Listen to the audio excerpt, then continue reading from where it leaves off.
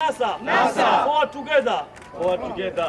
Na ilipofika jana tumeweza kupokea barua iliyoweza kuwekwa na sahihi na OCS wa Makupa ya kuwa anatukataza kufanya mkutano katika uwanja ule. Jana kama wale ambao kwamba ni wawakilishi wa chama cha ODM tulikaa chini na swala likaibuka ya kuwa je, tuendelee na mkutano ama tusiendelee. Na tumepata fununu ya kuwa kulikuwa kuna nia ya watu wetu kuweza kuumizwa.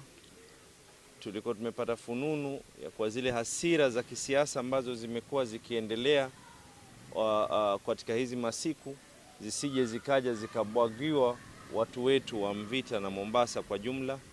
Kwa hivyo uamuzi ule uweza kutoka ni kuwaomba watu wetu wote wasijitokeze katika uwanja ule kwa kuhofia.